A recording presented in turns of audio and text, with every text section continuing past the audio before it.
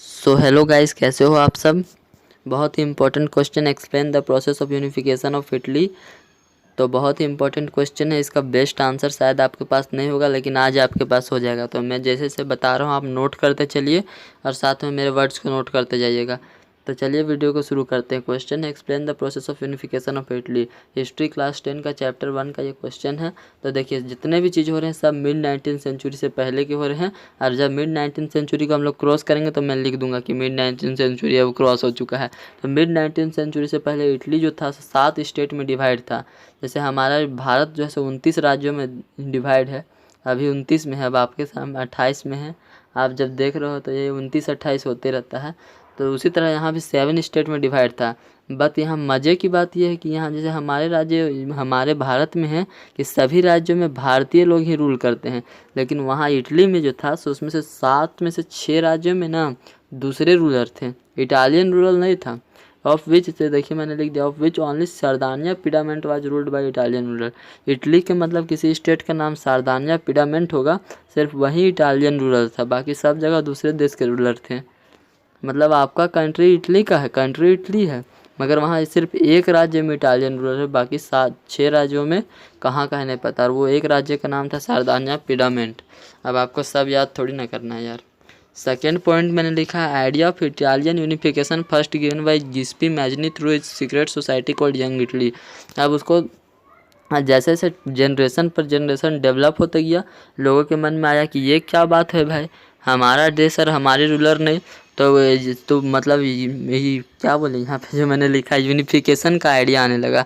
तो सबसे पहले यूनिफिकेशन का आइडिया दिया था गिस्पी मैजनी में, और through secret society called Young Italy, जो अपने सीक्रेट सोसाइटी जिसको यंग इटली बोलते हैं उसके थ्रू, मतलब उन्होंने नाम रखा था अपने सीक्रेट सोसाइटी का यंग इटली। समझ में आ रहा है ना। ठीक। After his third revolution in 1831 and 1848 this lead was taken by king of Sardinia Piedmont Victor Emmanuel two. मतलब उन्होंने अब स्टार्ट तो किया, लेकिन कोई ज़रूरी नहीं है कि वो मतलब यूनिफाई कर ही देंगे इटली को। तो उन्होंने 2 बार ट्राई किया और दोनों बार फेल हो गए। आफ्टर इज फेल रिवॉल्यूशन 1831 में ट्राई किया, उस बार भी फेल हो गया। 1848 में ट्राई किया, उस बार भी फेल हो गया। तो अब जो दोनों बार वो फेल हो गए, तो जो लीड था, मतलब जो जैसा अभी लीड चल रहा था गिस्पी मैजनी का, लेकिन अब जो लीड था वो जो किंग थे सार्दानिया पिडामेंट का। सार्दानिया पिडामेंट मैंने आपको फर्स्ट पॉइंट में बताया था क्या था। वो 7 राज्यों में एक राज्य जहाँ इटालियन रूलर थे। तो सार्दानिया पिडामेंट का जो मतलब अब लीड था वो विक्टर इमैनुअल टू ने ले लिया। अब विक्टर देखिए पूरे कहानी की तरह समझिए, अब विक्टर इमैनुअल टू ने ले लिया। अब विक्टर इमैनुअल टू है सो लड़ाई करेंगे। चीफ मिनिस्टर ऑफ सार्दानिया, देखिए सार्दानिया पिरामिड के जो चीफ मिनिस्टर थे काउंट केवर, वो led the unification process by his diplomatic alliance with France to defeat Austria and unify its northern territory.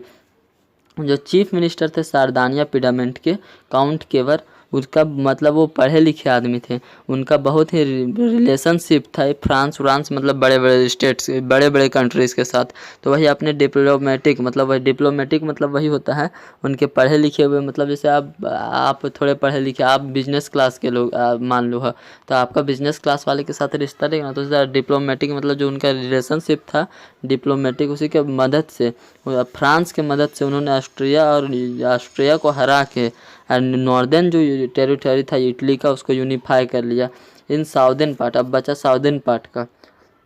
तो मतलब लीड भले ही ले लिया है विक्टर इमैनुअल टू में, लेकिन काउंट केवर की वजह से मतलब साउदर्न नॉर्दर्न पार्ट टेरिटरीज जो थे वो यूनिफाई हो गए।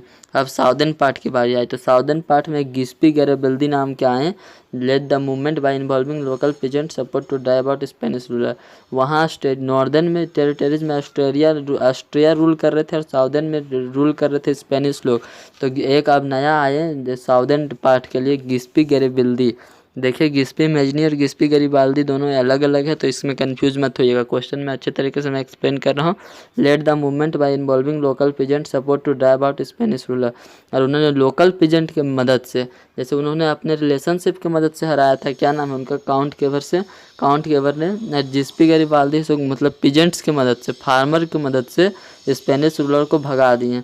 तो thus the process of unification of Italy completed with crowning of Victor Emmanuel two as king of unified Italy in 1861। तो इस तरह जो था process of unification of Italy complete होता है with crowning of Victor Emmanuel two. Victor Emmanuel two को confuse मत होइएगा, वो यही थे जिन्होंने लीड ले लिया था। देखिए मैंने उसका बारे में यहाँ पे आपको बताया था, लीड यही थे जिन्होंने लीड ले लिया था।